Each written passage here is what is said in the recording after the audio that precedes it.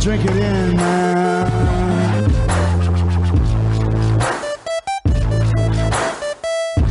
Touchdown, Detroit Lions!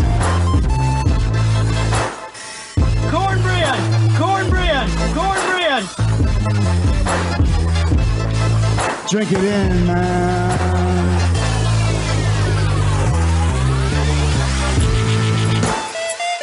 Touchdown, Detroit Lions!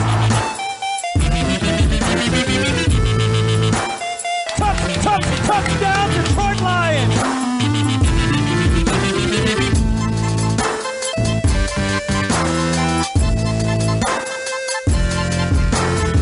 Cornbread!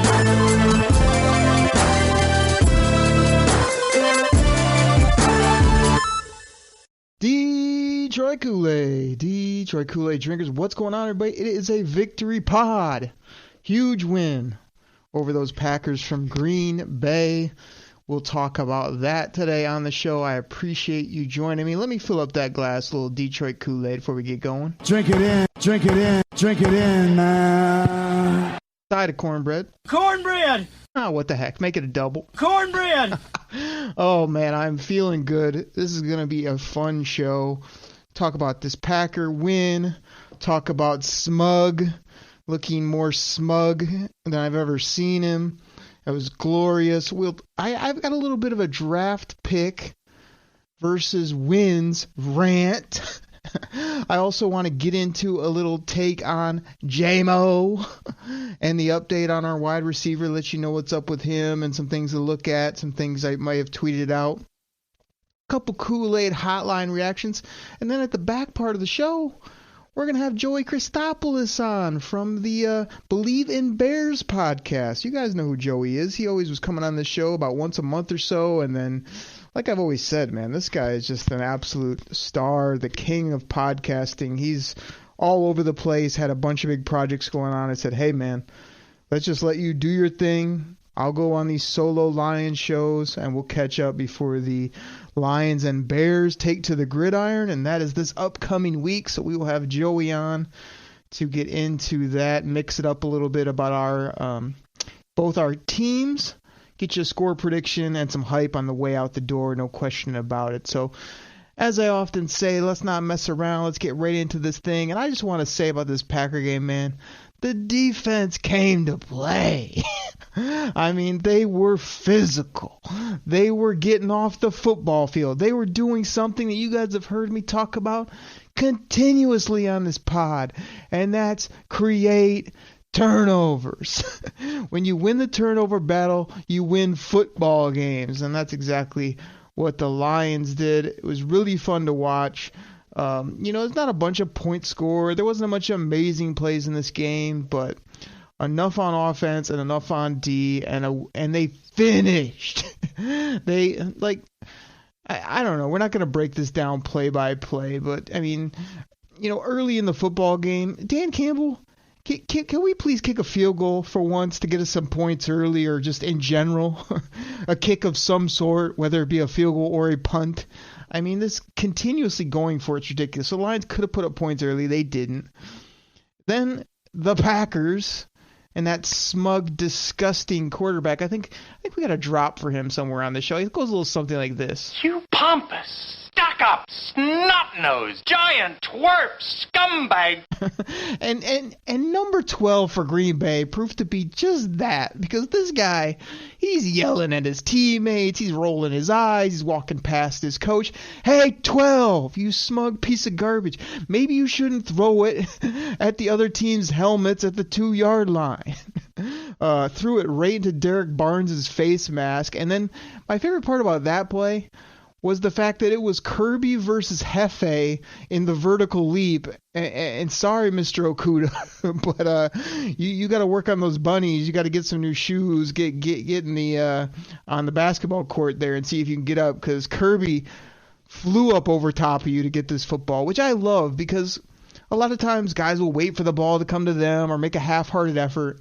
Kerby climbed the ladder to go get this thing. And you guys know we have a drop. We have lots of fun drops on the show. One of my new favorites is Rodrigo.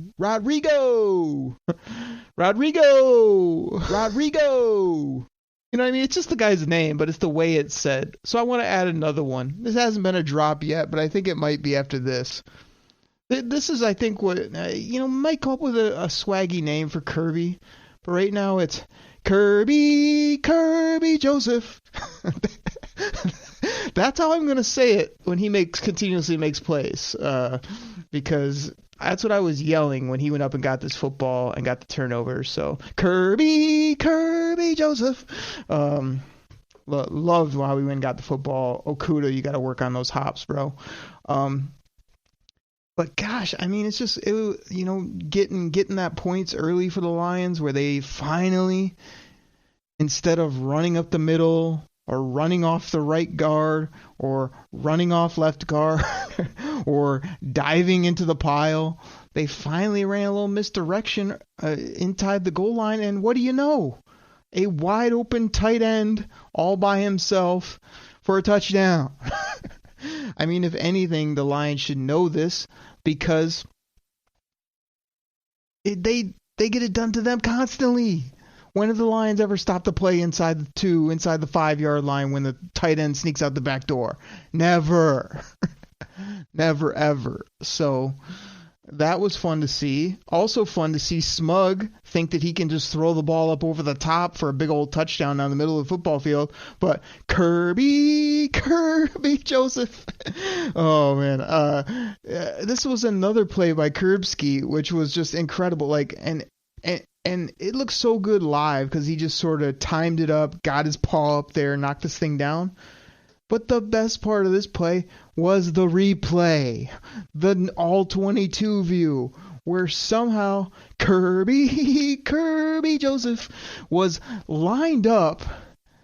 I might have to work on that delivery a little bit, I got to admit, or come up with something different. I heard him called Kerbsky. You guys have already said to me, we'll workshop it. We'll workshop something for him. I got a story about Kerby later I want to get into, to be honest. But on the all-22 view, Kerby is like up on the line like he's blitzing. Right on the line, like an extra edge player. And when this ball's hiked, he dead sprints down the middle of the football field running with, I believe that was a wide receiver too. I don't think that was like a tight end or an RB. That was a wide receiver running right down the middle of the field. And Kerby gets back there. Smug tries to just layer it over the top. Doesn't realize this guy has hops. Doesn't realize he's athletic. That's AFF, athletic. And gets his hands on the football to knock this away. I mean, that was one of the most tremendous plays I've seen. Not just because of the play he made on the football, but the play he made to get there. Absolutely incredible. Then later in the game, you see Smug think that he's just going to throw a ball again over the middle for a touchdown. Kerbsky just absolutely baits him. And he picked this thing off so silky smooth and easy. It just looked, it was glorious to see. It was unbelievable the way he just looked like he was taking somebody else. Oh, wait, Smug's going to throw it? Don't do that. And takes it right from him. Love that. I love that halftime when Jury, yes, that's spelled Juurry, got right up in Smug's grill, talking junk to Karen Rogers and her whatever bad hair, saying, "Don't throw the ball at me. What are you doing? Don't come at me like that. Who do you think you are?" I mean, Jury is just the man. He's just so fun to watch. So unintimidated by anything. You have to love it. So that was classic. And then later in the football game, guess who the Lions dial up inside the 10-yard line? James Mitchell, tight end, 5th round pick out of Vatech. All day for Jared Goff to throw. I mean, he's just patting the ball, waiting, and then finds his third option, James Mitchell, in the back of the end zone. I absolutely love to see James get in the end zone. I don't know what James is going to be, man. He had these crazy numbers in college, like 18 yards a catch and all this athletic, stats, but he doesn't jump off the page to me. He seems kind of like a blocking and then just got to sneak him out, or you got to get him up the field, and then once he gets it, maybe he can run a bit, but he doesn't jump off the page to me. But I do think he could be a solid tight end.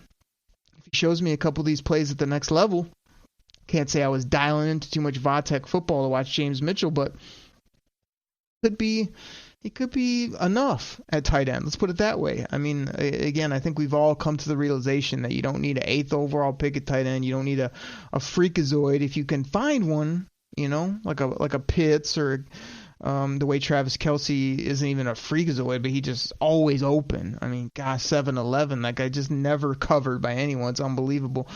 Great, but I think James Mitchell, Zylstra is actually a sneaky player. I've sort of liked what I've seen from him for a year or so now under the radar. If he gets some more opportunities, I think he could produce in the pass game. These guys, are able to block. You got Brock Wright, who I think's a plus blocker, but also Brock Wright's shown some things, man. He not only has made some plays, he has some decent speed. So it was nice to see the double tight end touchdown after you trade T.J. Hackett. That was fun to see. I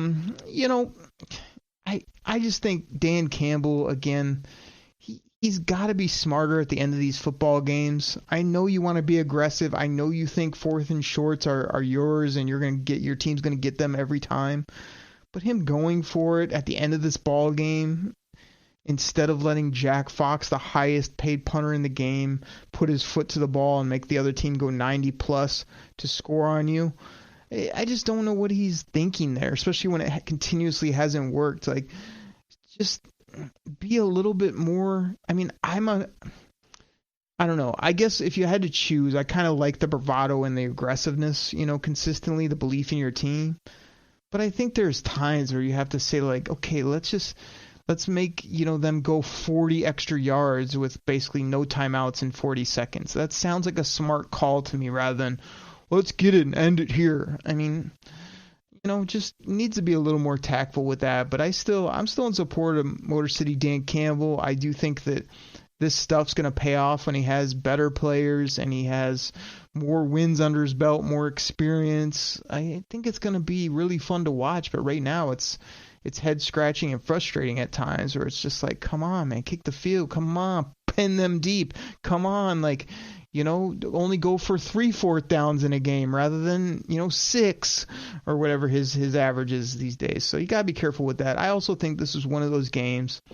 I tweeted it out. I always try to, put a capsule on the game with a tweet where I do try to use every character. I've told you guys that before. I try to squeeze in every character that I can, along with all the hashtags I can fit in there to promote the show and whatnot. But I did try to put a cap on this one where I just said, like, they wanted the Packers to win. You guys know who they are. You guys know the refs, again, were making some shoddy calls towards the end of this game.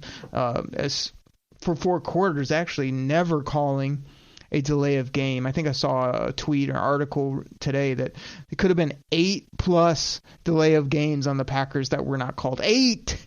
It's not like, you missed 1 or 2 or it was questionable. 8+ times the clock was at 0 before that ball was hiked. That's just a ridiculous rule that needs to be fixed. Hey, NFL, here's a thought. You're worth billions of dollars. Can we not get the same shot clock that they have in the NFL with the decimal point? And then when that thing goes to 0, I don't know, maybe a red, rectangle around said play clock, and then I don't know, maybe even a buzzer of sorts that is audible to not only fans but these dumb zebras we got out there who think because the NFL told them that you get a little extra half beat that they let it go, I don't know, 1 second, 2 seconds longer without blowing their whistle. Just a thought. You might want to upgrade the technology. We do have those capabilities these days in 2022, as well as be a little bit more exact with it. And it should be challengeable. If a big play and you just you got this old, the sport we shall not speak of, where they just have all these rules that are just made up and, there's all this judgment and gray area. Here's where there should be no gray area. Was the ball snapped when the thing was at 0.0 on the clock? If so, that's a penalty. The play does not continue and you are moved backwards. That should be challengeable.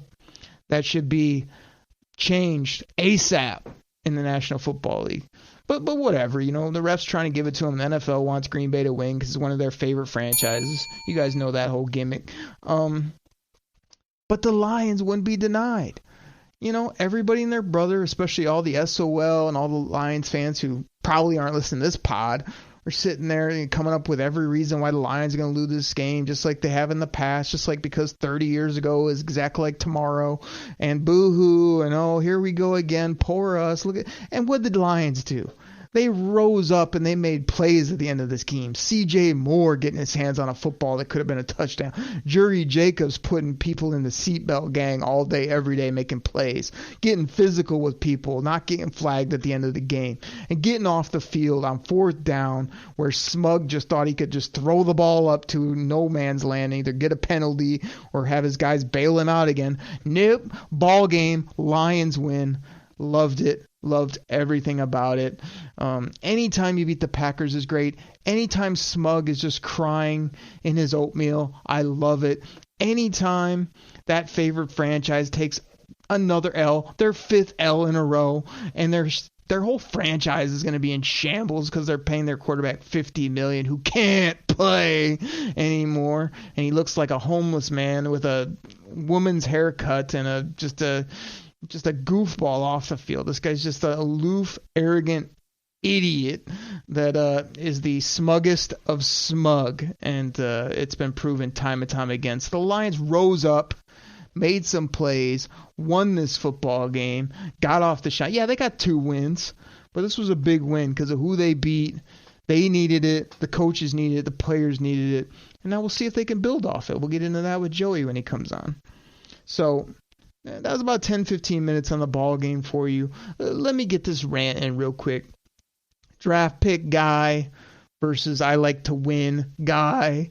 You guys know that I've been both here on the show. I think that you can use your brain, and when it makes sense, you can think about the pick, think about the team as big picture, the future, all that. With 10 football games left, it's just too early to do that. You guys have heard me on this show. If you got pick 1, draft Bryce Young, change your franchise for years to come. I think I also phrased it, if you want to have some fun, draft Bryce Young, change your franchise for years to come. All that. We got the double taglines, both of which are true. I still believe that, man. If you can get them, get them.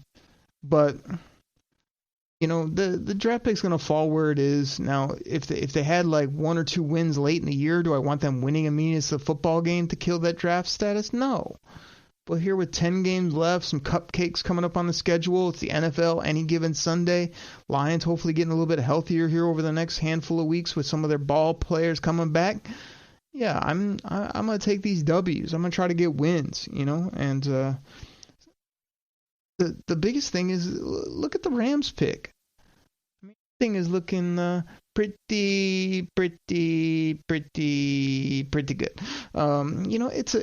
It's what, like pick 12, pick 14, pick 10. Could you imagine the Lions picking like 8 and 12, or 6 and 8, or 10 and 12, or 14? You're going to get great ball players with those picks. You can also package those and go get almost anybody you want. So it's a great situation for the Lions regardless. So thank you, Tom Brady, for making an incredible comeback and beating the Rams and putting another L on them. Everybody kind of rooted for Stafford last year except at Chops in the D, but he got his Super Bowl, and now he's helping the Lions by struggling and by losing and by, sending a great pick back to the D and Detroit, and we appreciate that. Here's a little bit more on the Hawkinson pick of why that made sense and why, draft pick versus wins is a big debate right now.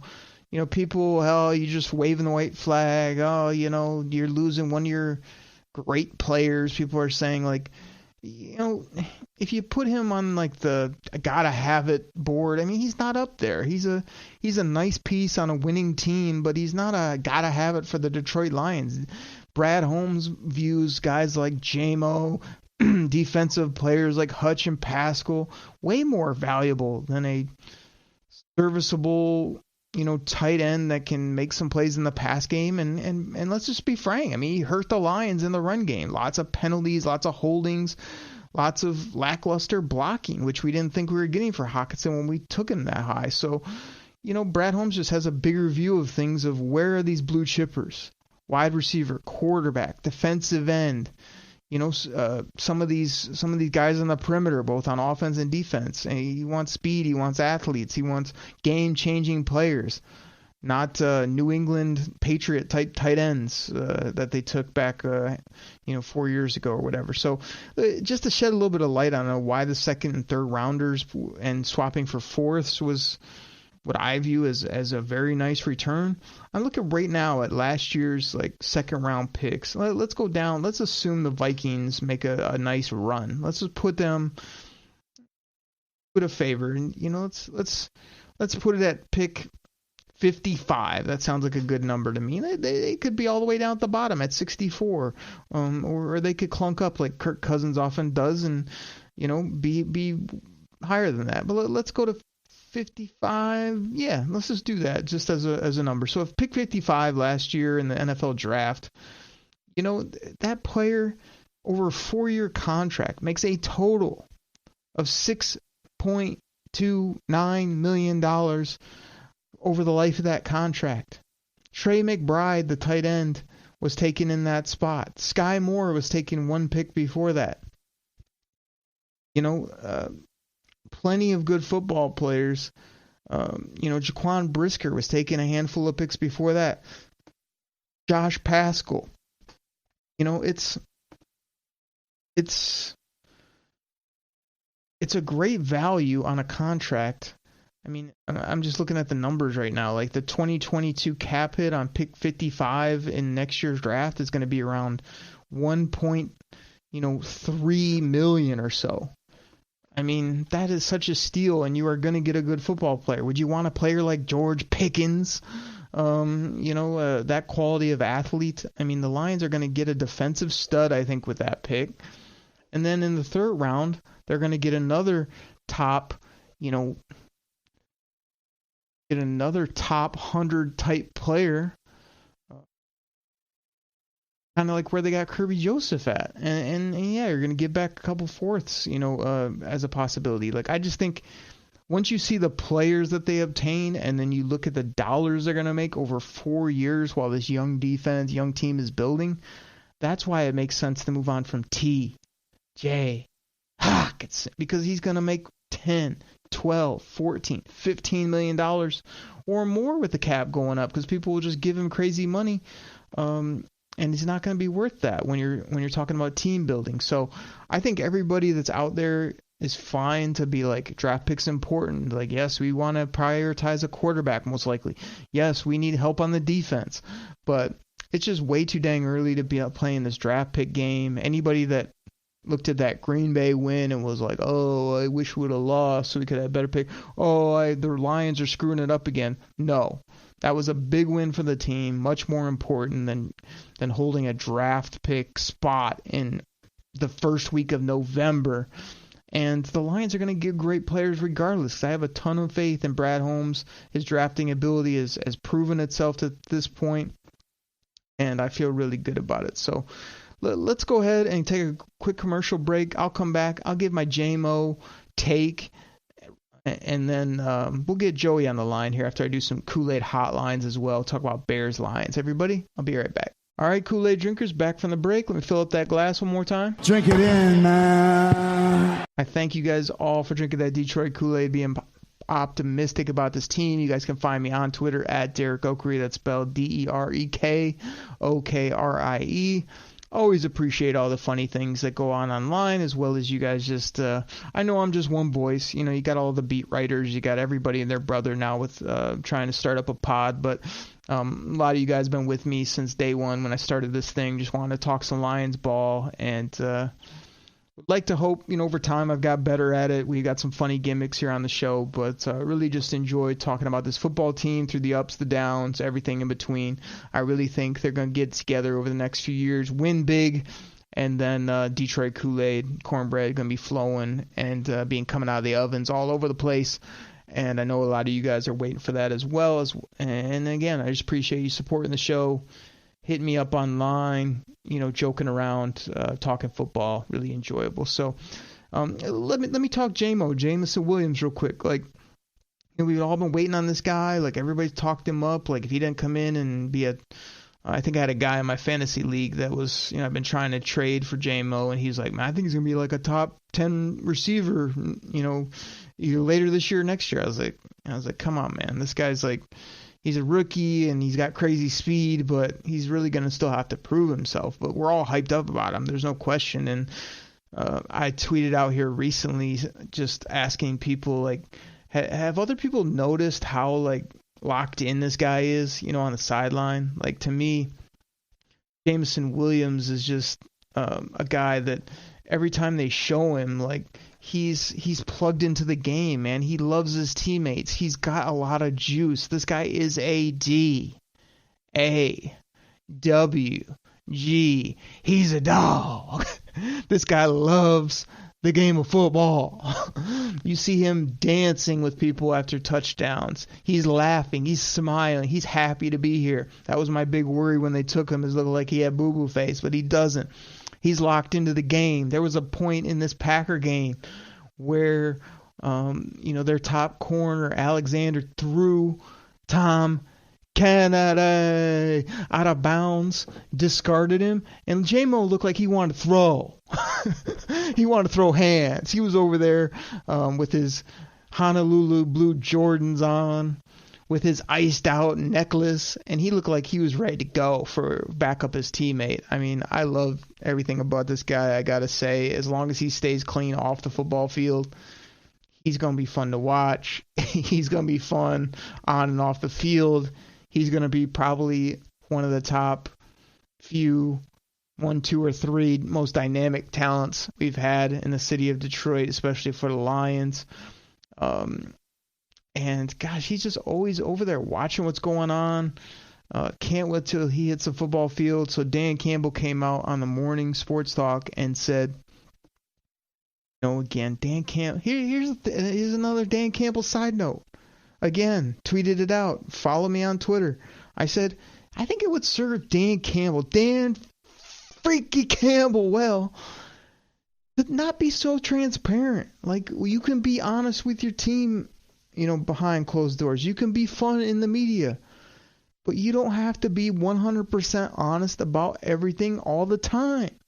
I think my take at the moment was, go out in the media and say, like, I don't know, Swift, we're just not sure where he's going to be. We're hopeful and we'll see what happens and blah, blah, blah. Give that whole ho-hum, no real answer. And then come out on Sunday and unleash Swift for 20-plus carries and throw him the ball and all of a sudden he's not even injured. Instead, Dan Campbell always says he's not back. We can't really use him. And then that's what happens on game day. It's just like, I think my other, opinion on that was just sort of, I don't know. I think it's just a bigger picture of just, you don't have to lie, but you don't have to give away everything or just be straight up front. So anyway, he came out with Jameson Williams. He said, if I have to put a range on it now, he's looking at December. He didn't really say early December, late December. He did say later in that same quote that maybe, the last couple games or whatever is get under his belt would be important. I mean, you got the SOLs, you got people that are just overly cautious, which are like, oh, you should just shelf him for the whole year, and what does it matter? Gosh, these guys are football players, so people don't want to put them out on the field because they might get hurt. I mean, okay, then just never play this guy, put him in bubble wrap and call it a day, right? So I'm proponent of the minute he's ready and the minute the doctors say he's ready and when he feels good and the coaches feel like he can protect himself and he can ball out, put him on the dang field and let him go. Let the stallion run. You know what I mean? So that's my opinion on it, where Dan Campbell, may just use him for a couple games towards the end, get everybody salivating, and then, go from there. But I'd like to see him as soon as possible. It would have been great to debut him on like Thanksgiving or something, where the whole country gets to see him and he's got this big spotlight, the new number 9.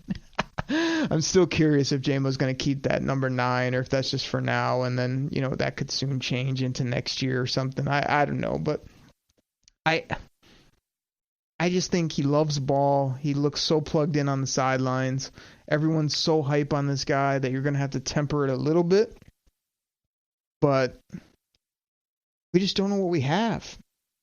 We think we do from college and whatnot, but if all that translates, yeah, we do have a top flight WR1 with elite speed. I mean, I think there was a tweet from good old Frank Ribble. It's a shout out to Frank where he was sending out something about there's a thing going around about J-Mo running 23 miles per hour, and the only people that have done that are Tyreek. And this one shocked me. Raheem Mostert. I know they say he's fast. I never think of him as fast, but I guess those were the top 2 clocked guys in regards to speed. But, you know, I think he's just going to be up there. When he actually hits the field and he's healthy, he's going to be an absolute blur for defenses, and I can't wait to see it. So you throw that out there. Let me throw out my quick thing about Kerby. Kerby Joseph. You know, Kerby to me, you know, I don't have it in front of me. I was going to try to find it, but it was a while ago. It was probably before the season, maybe in training camp. I saw a tweet from him, and his handle was like Kerby B was like his handle, and I was like, oh man, I don't like that. It's not swaggy enough for Kerby. You know what I mean? It just seemed like he needed something different or something a little bit, you know, nastier than Kerby B. It sounded like a pop singer or something. And so I tweeted at him and just sort of put him in the tweet and said, man, we got to come up with some swag for your brand. It can't be Kerby and then B, because Kerby with a B just, you know what I mean? It just didn't work for me, right? And so I sent something out just kind of saying I wanted to get him something swaggier, and he wrote back. He's like, that's my middle name, and you could just call B for ball hawk. And I was like, okay, like I like that, because we know that you can ball hawk, you can make plays, right?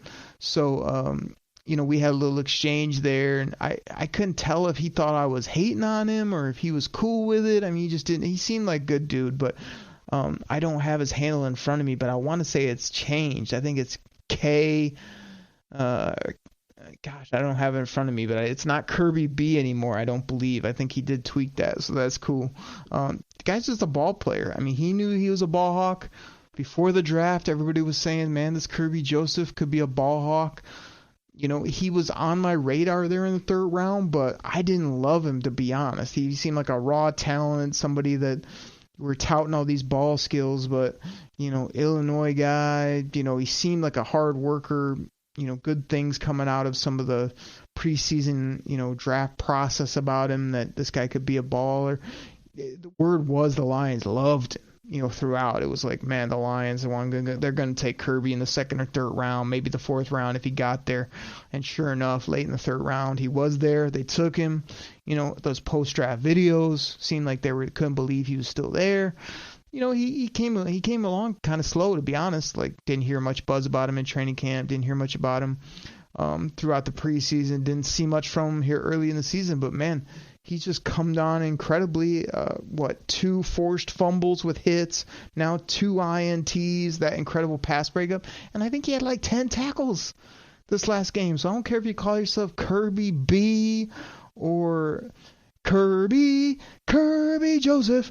You know, again, that might need to be changed, workshopped. But Kerbski, Kerbo, you know, that kid Kerby. I mean, we're going to come up with something for him that's going to work, because this guy does seem like he has swagger. And then the other funny thing I want to say about Kerby real quick, if you ever see his interviews when he's talking to the media, and this is probably, we all have our things we just go to, right? Things that we say. Kirby's thing is he'll say something and he'll be like, man, we just got to play hard on defense. You feel me? You know, I'm just trying to get out there and work hard. You feel me? And it's swaggy. I like it. I think that's got to be a T-shirt or something. You feel me? Because Kerby, we feel you, bro. We feel the ball hawking ability. We feel you making plays. So hopefully, Kerbo, you feel me, gets back to feeling good. He is in concussion protocol, but I know Lions fans loved what he did. So everybody, let's do this. We're going to have Joey dialing up here in a few on the Koolaid hotline. We're going to talk to him about this Bears game, get some smack talk in, get some predictions in, things like that. I was going to give a few shout-outs, but I've already done that. I just want to say, I'll say a few quick names, people that were getting back to me and really hype about this Lions win. Of course, you got C-Mill over there from Wisco. Again, a little shoddy. He's from Wisco, but he's repping Lions. He was real hype about this win, so I'm going to assume he has no cheese affiliations whatsoever. He was loving it. Steve from Cali was loving it. The Tuna was out talking mad noise, things I can't read here on the pod. Cornbread. Cornbread! Jerry. Cornbread! Jerry from North Carolina was all about this win, feeling good, and been texting back and forth. A lot of you other guys too. So just appreciate everybody.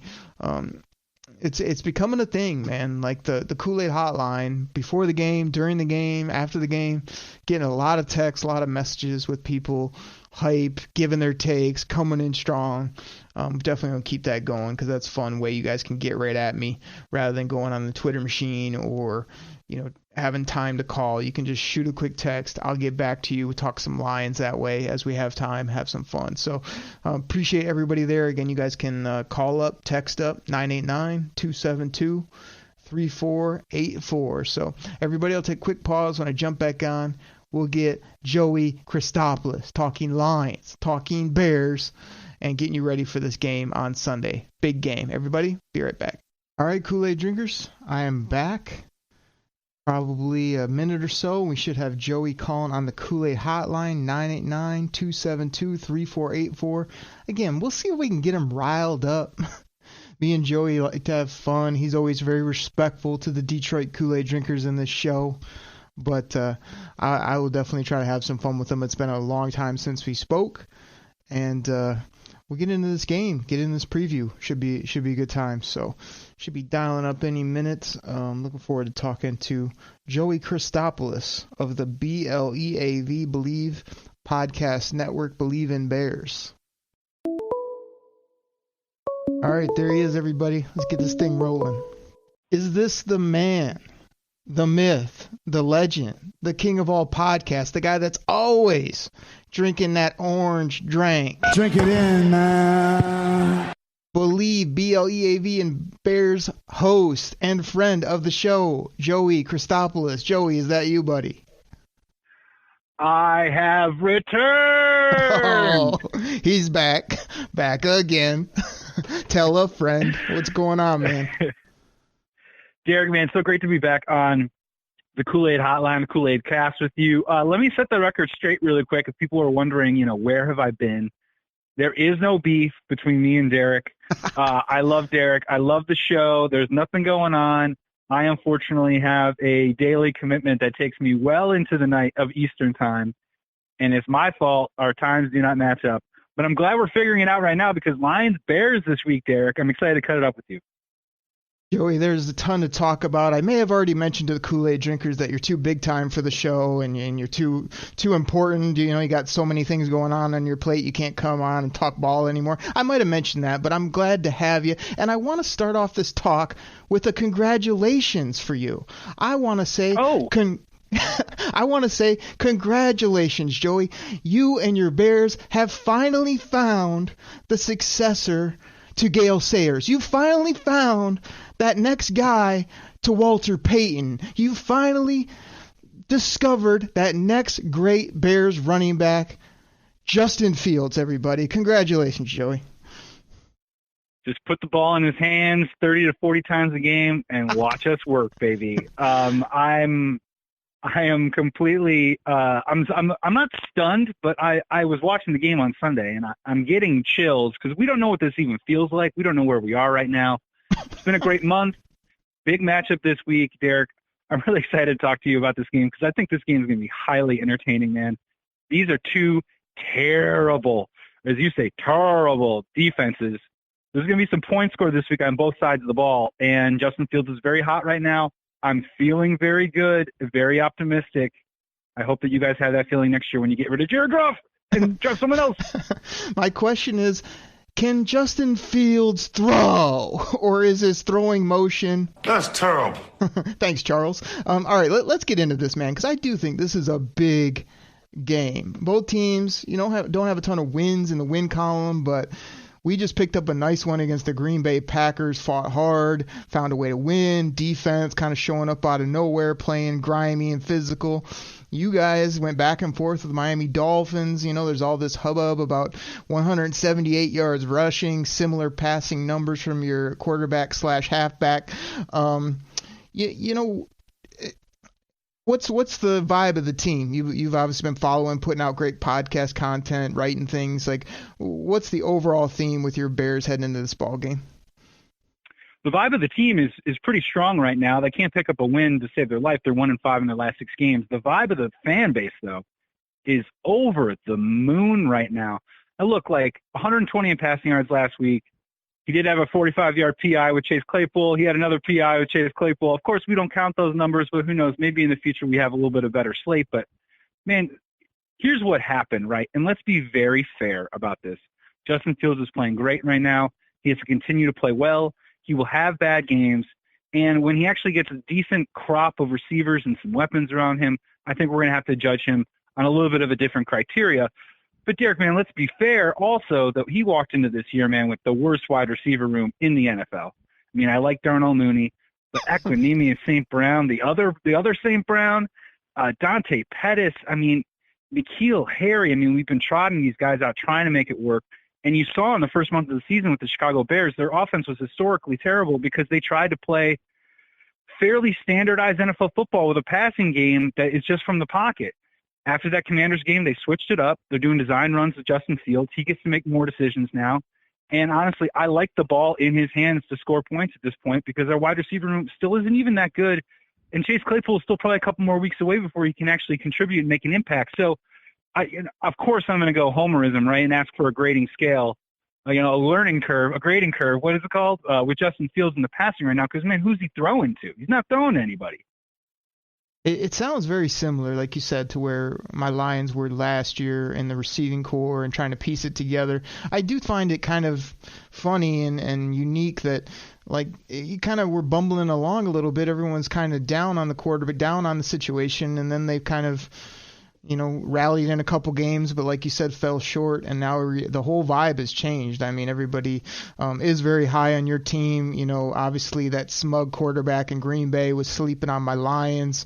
Horrible defense, had kind of shown up in a couple weeks, but they were able to find a way to get a win there. So I guess, like, one thing you need to keep an eye on, and I do as well for this ball game, is the Lions have really let these non-mobile quarterbacks like really run up into the pocket, so everyone's just shaking in their boots that you're letting these smug Rodgers and Tua and all these guys run for cracks up the middle, or we don't have anybody once they get in a single man coverage, and they're just been sliced and diced in the run game. So, but I would think going into this game, that AG, Aaron Glenn, and Dan freaking Campbell, I mean, gosh, they're gonna have your boy with a red circle and probably a spy or two in that area, or just ready to get him the minute he takes off. I mean, I would think that's the game plan. I would hope that that's the game plan, but that was the Dolphins' game plan. I mean, if you go back and watch the Bears-Dolphins game, they actually started off with a very pass-heavy outfit, trying to throw them off the scent, because everyone in the world knows Justin Fields wants to run with the football, and he's still at 178 rushing yards. So containing him will be one thing. The thing about it is just Justin Fields can pick up 6 yards almost like whenever he wants to. That's the beauty of what's going on with him over these last 3 weeks specifically. It's not just the Dolphins game, but he played really well in that Cowboys game. Our defense just gave up 49 points, or 42 with the fumble recovery for a touchdown. And then the week before we put 33 on the Patriots. So it's happening. It's coming. I will say that it would be, man, it'd be such a stop of the heart, right? If the Lions do come out and beat the Bears and Justin Fields doesn't play well, because he's bound to have a bad game sooner or later in these 9 games. Not all 9 of them are going to be fantastic, but all of a sudden we really like our chances. I mean, this is going to go back and forth. The question is, the Lions, I feel like this season, tell me if I'm wrong, have done a poor job of letting teams back into games in moments, and the Bears have done a bad job of keeping leads at any point in a game. So those are two things those are two parallel forces that are about to collide here on Sunday, and it's going to be really interesting to watch. Yeah, what's been crazy is the last couple of years, people, on the Lions and fans here have been like, man, why do we always start so slow? And then we'd have Stafford comebacks, we'd have, the late game heroics and pull out a couple games. Now it feels like every game, if you go back and look, the Lions have come out pretty well. They've got up to some leads and then they just can't finish. So I was screaming at the late second quarter, early third quarter, okay, find a way to finish against Green Bay. And to see them do that with the refs, the play clock, the NFL wanting, the cheeseheads to win a game like that, and for the Lions to rise up and get it, I think was huge. I do think, the Lions have had trouble, guarding people. Their pass coverage has been very spotty. People just running wide open like they did against Miami and company. So I'm just curious to see how this run game is going to be, because not only is your quarterback dynamic when he tucks the ball and goes, but you do have Montgomery. Herbert has shown up this year. So the Lions have some stout guys up there, and I think they can get after you if you're just going to run it up the middle and run off tackle all day. But I think that'll be the key to the game. Can they stop the run? Because I don't really think you can throw on us, but we've been thrown on before, so I could be wrong there. No, that's going to be a big part of the game. I think it's one of the biggest keys, honestly, because if you look, the Bears are running the ball from the jump starting this season. They lead the NFL with 188 rushing yards a game as a team, combined, as you mentioned, the aforementioned Herbert, Montgomery, and Justin Fields. But in the beginning, it was a lot of between the tackle stuff, up the gut, wear down a defensive line. These last 3 weeks, it's been left to right, a lot of misdirection, creating different spaces, keeping a defense guessing. So it's really going to be – it's hard for me to handicap as a Bears analyst of, are they going to come out and try and run the ball? Are they going to come out and try and do some pass-heavy stuff? How are they going to throw it off the scent to maybe allow Justin Fields to make some plays in moments where not a lot of other quarterbacks are able to make those plays? And so far, Luke Getsy's been pushing the right buttons. We will see coming in here. And I don't mean to change the subject, Derek, but you have to be so excited as a Lions fan to play our defense this weekend.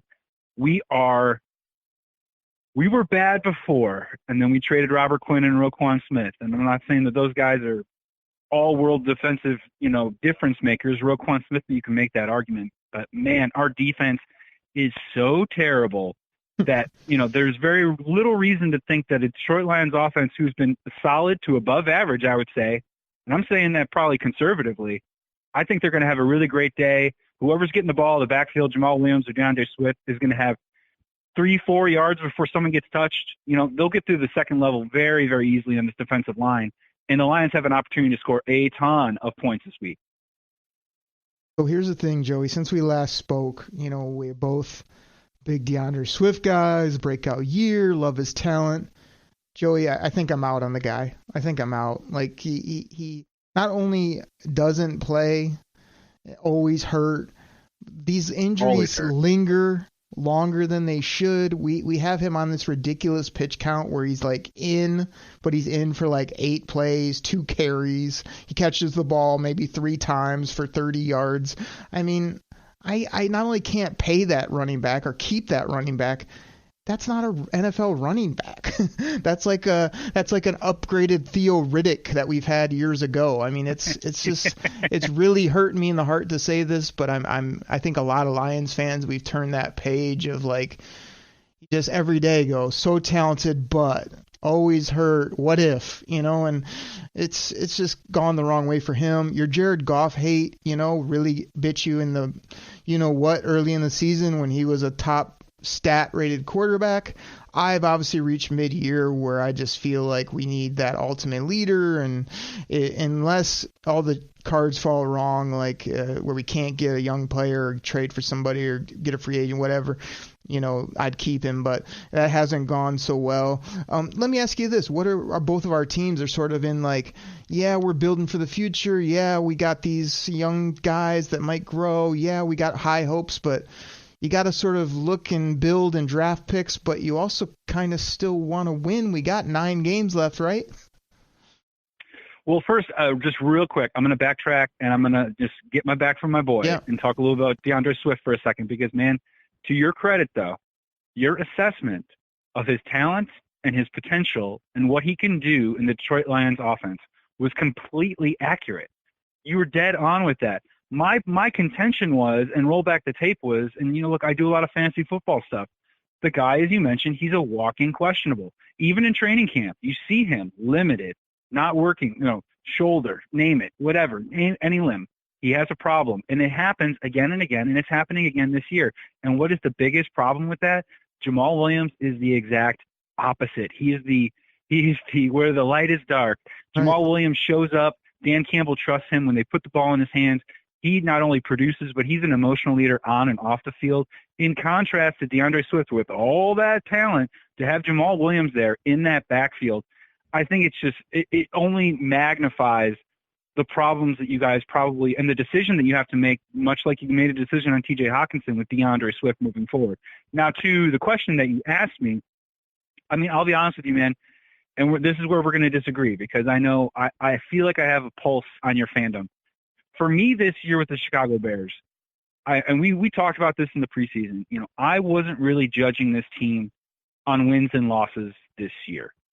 I was looking at, and I hope Lions fans feel this way too, because your season hasn't really gone the way you thought it would either. What does it look like? What are we building here? What is the foundation? What is the style of play? How do we lose? How do we win? So on and so forth. There's a lot of context in between these games that go beyond a W and an L at the end of the week. If we play this weekend and you guys beat us 41-38, but Justin Fields looks great, look, man, I'm going to take it on the chin. I hate losing to the Lions, but, man, in the context, I am so excited about our future, because what it looks like NFL offense, looks like a quarterback moving in the right direction. That is how I'm assessing the Chicago Bears right now. And to be honest with you, would I love Justin Fields to come back and beat the Dolphins? Yes, I think that would have been great. Come back and beat the Vikings? Yes, that would have been great. But 6 months from now, when I'm back on this show and we're talking about the NFL draft, if a couple of those losses help us get into that top 8 in the NFL draft next year, for this year alone, this year and this year only, I'm cool with it. Moving forward next year, I'm going to start looking at wins and losses again and just become that normal fan that I've always been. But this year, if we lose some of these games and play well, dude, I'm actually okay with it, because it gives us one more chance to get a blue chip player in next year's draft. Yeah, all good stuff by you. I think that's kind of played out with that whole Claypool deal, I think you got a real good football player, a just elite guy when it comes to height, weight, speed. He's got some question marks, I'd say, when it comes to the maturity or some of the things he says or does, but I like this player a lot, but you gave up a second-round pick for him, and you're probably going to have to pay him. So it's kind of like that walk in that middle ground of, man, we used a resource, but we think we got a good talent. Now, is he going to show up, and are you going to be able to, put it all together where he's a dynamic piece for your quarterback and whatnot? Like, I'm real curious. The Lions moved on from Hawkinson. I thought got a nice return, but they're going to have to nail those draft picks, and people are going to have to wait, which nobody wants to really do here either. So I'm with you. It's kind of like both, but you got to look at the bigger picture, I think. But there's just so much football left. We don't know where we're going to be at the end of the year for both our teams. So I think it's... Yeah, and Derek, just real quick, with Claypool, he makes $1.5 million next year, and we have him under contract. So we have a whole nother year to audition him and see whether we do want to pay him that money. So, for the price that we paid, I think it was a little rich for Chase Claypool at a second-round pick, to be honest with you, if it ends up being a top 40. But even better, Derek, we kept him away from the Packers. I mean, let's be honest. The Packers are sinking. They are drowning right now, and they needed a player like Chase Claypool. They didn't get him. That is good news for everyone considered. If that means the sticker price is a little bit higher, I'm paying it. Wrap it up. Take it home. I'm taking home a Chase Claypool. Yeah, another good point by you. We're both glad to see that. You should have just seen 12 just whining and yelling and flapping his arms in the air on Sunday. Man, it was absolutely my wife, just so fun I was to watching see. the Bears game. We had one eyeball on the Packers Lions, and my wife would just keep coming in because she knows that I hate Rodgers, and she's like, and she hates Rodgers too, and she's like, honey, you have to see this, because he kept screwing up over and over again. 3 interceptions, problems in the red zone, throwing the ball away, inaccurate for a better portion of that game, which was probably the most surprising part. But no, every single bad play, my wife would come over and say, "Hey, you got to check this out," and I watched it with complete delight. My favorite part probably is too when Karen Rodgers puts his hat on, but his horrible do is sticking out the side, looking all just verklempt and weird, like he's just got these strands of long hair hanging out the back of his hat. That brings me happiness as well. Just see how ridiculous he looks, from the facial hair to the things on the top of his head to that dumb look on his face. I love it. Hey, man, the only sad part is the way that it's trending at this time. Again, we're only in week 9, right? As you mentioned, a lot of football left to play. So we'll see what happens. And you know what? Can I say the Packers are dead? Yes, I can. But, man, Yes. It just feels like so weird and foreign for me. The funny part is, man, we talk all the time on this podcast. And the next couple of years, everyone needs to start wrapping their heads around the Chicago Bears and the Detroit Lions. There's going to be a flippage in the NFC North, and those teams are going to be good, and the Vikings are going to take a step back, and the Packers won't be any good. The only bummer is that by the time we probably are good, Aaron Rodgers might be out of football because he's kind of playing his way. He's playing his way into his football grave right now.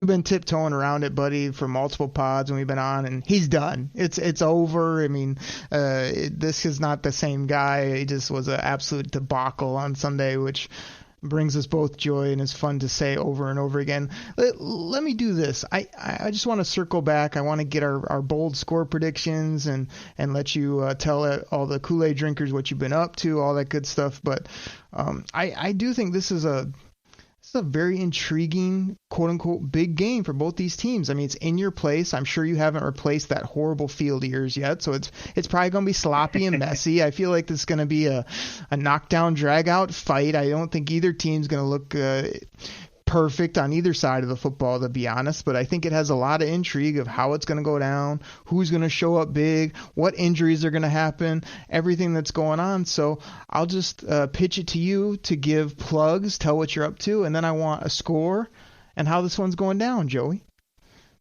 Derek, man, great talking with you, dude. I really enjoyed it. Great to hear from you, and I hope to be on again very, very soon. But let's start first with final score prediction. Derek, man, I'm going the other way, dude. I think this could be one of the most entertaining games of the week. And when you mention perfect football, I agree with you. It's not going to be perfect. There's going to be fumbles and maybe interceptions and crazy plays and who knows that we can't even predict at this particular point. But, man, I'm going the other way. I'm going 41-38. The Chicago Bears win. I have to. I mean, the Lions could easily win this game. But I think it's going to be a unabashed score fest. Who has the ball last? What possession? What mistake takes a possession away from a team that costs them in a game when you're just trading scores back and forth? And that's how I see it playing out. In terms of the grass, we did change the grass recently. I don't have an insider's report on how that's working out, but we'll see. We'll see if it's kicking up divots on Sunday. But man, I'm going the other way. I think the Detroit Lions offense is going to have their way with our defense. Our defense is awful, man. Just wait till you see it. Just wait till you see it in person and how delightful it will be for a Lions fan to see them score a bunch of points. And our offense right now is trending in the right direction. It is a green light matchup against the Detroit Lions defense right now at this point, even though they played well against the Packers. I think it's going to be high scoring, man. I think it's going to be really high scoring. I hope that the Bears win, but I mean, play the over on the points is what I'm getting at there. In terms of plugs, thank you for giving me that opportunity. I have had to pare down some of my content recently because I have a gig. I'm doing something else right now at this particular time. But, of course, Believe in Bears every single week with former Bears defensive end, former Lions defensive end, Corey Wooten, every single week breaking down the Bears action. He's now involved with CHGO. He's blowing up. He's doing great. We love doing those shows. I'm also hosting Believe NFL Live every single Sunday on the Believe YouTube channel. That's at 4 p.m. Pacific time, 7 p.m. Eastern for those listening out there. So come hang out with us, 7 p.m. Eastern. Think about it. It's right in between those afternoon middle games and that night game. Ask yourself, what are you watching on TV during that time? Probably nothing other than maybe dogs running into screen doors or something, some random action movie that's on TNT.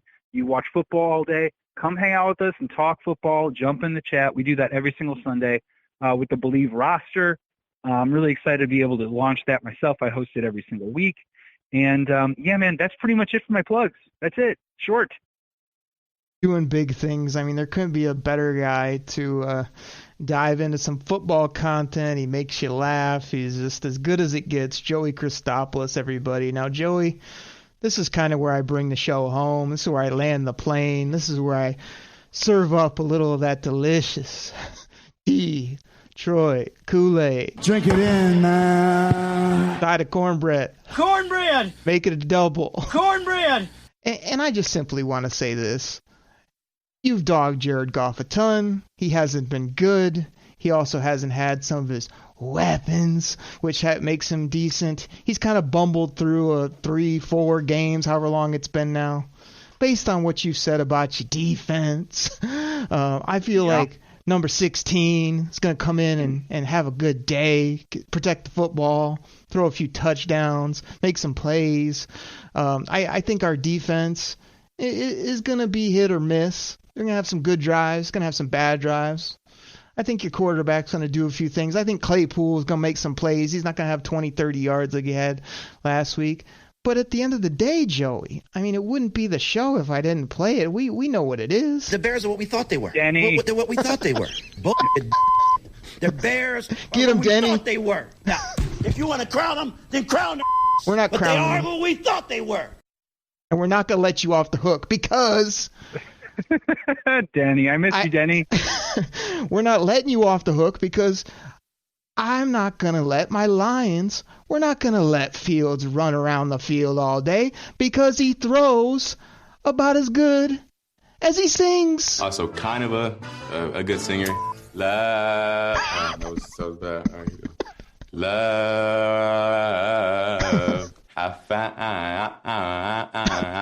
That's your quarterback. That was probably a 6 out of 10. I usually sing better. When he says that was so bad, was that after a 12-yard out route to one of the Darnell Mooney, your favorite player?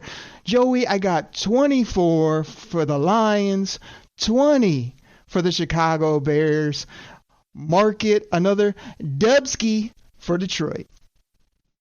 Very, very possible. It would not surprise me in the least. Obviously, I'll be rooting for a different outcome. And listen, to all those Lions fans out there, just know this. Justin Fields is all business, okay? He's a businessman. He's in the business of winning football games and being awesome. You want a quarterback that sings? Go watch Terry Bradshaw on The Masked Singer. Oh, we will do that. And Joey, this is the only way I can end the show. Buddy, I can't thank you enough for coming on. We will have to do this again. And for all you Kool-Aid drinkers, I'll catch you next week right here on the Detroit